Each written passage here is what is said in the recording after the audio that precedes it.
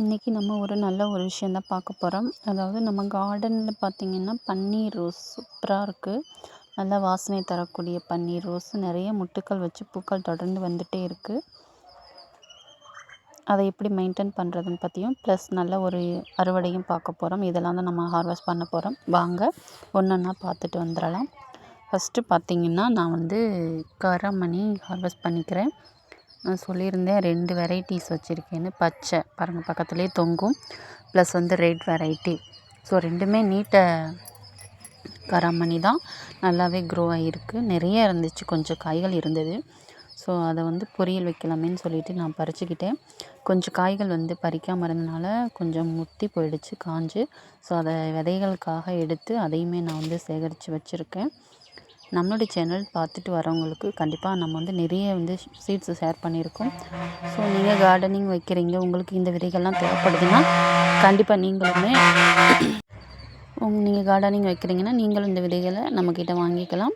So நம்ம நிறைய விதைகள் கொஞ்சம் கொஞ்சமாக கலெக்ட் பண்ணிட்டு தான் கொடுக்க முடியும். சரிங்களா? பாருங்கள் எவ்வளோ ஃப்ரெஷ்ஷாக சூப்பராக இருக்குது, லென்த்தியாக நல்லாவே நீளமாக இருந்தது.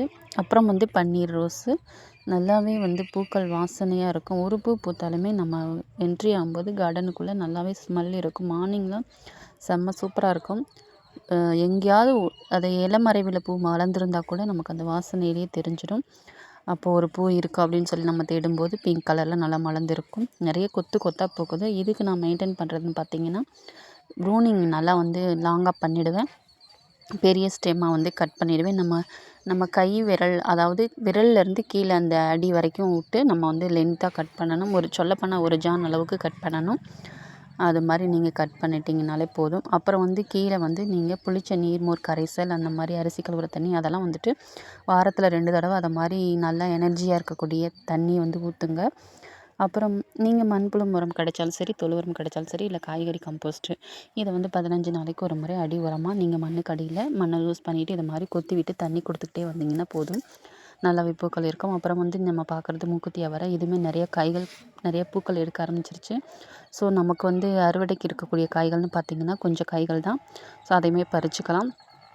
இந்த க்ரீப்பரில் பார்த்திங்கன்னா மூக்குத்தி அவரை, பாகல், அதுக்கப்புறம் பச்சை கலர் லாங் பீன்ஸ் அதுவுமே நான் போட்டிருக்கேன். அப்புறம் நம்ம பீன்ஸ் வெரைட்டி ட்ரை பண்ணோம். நல்லா வந்துச்சு, பூக்கள்லாம் எடுத்துச்சு. பட் அது காஞ்சு போச்சு. ஸோ நல்லா நிழல் பட கூலிங்காக இருக்கும்னு நினைக்கிறேன். காஷ்மீரி ரோஸ் கூட ஒன்று இருந்தது, அதையுமே நம்ம பறிச்சுக்கலாம். அப்புறம் 7 days ரோஸு பூக்களை பறிக்காமல் இருக்கோமே பாருங்கள், அது அப்படியே அதுலேயும் ஒரு மாதிரி ஆக ஆரம்பிச்சிடுச்சு. ஸோ அதுவுமே நம்ம பறிச்சுக்கலாம். பாருங்கள் எந்தளவுக்கு சூப்பராக இருக்குதுன்னு சொல்லிட்டு. அதில் அந்த காய்ந்த பூக்களை, அந்த இலைகளை நம்ம எடுத்துடலாம். அத்திப்பழம் எப்போ பழுக்குன்னு சொல்லி பார்த்துட்டே இருக்கேன்.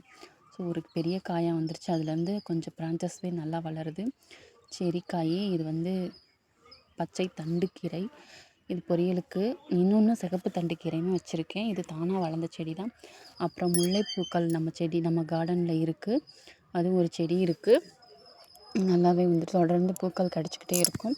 நான் பூ பூத்ததுக்கப்புறம் நல்லா கட் பண்ணி விட்டுருவேன். நல்லா உடச்சி விட்டுருவேன்.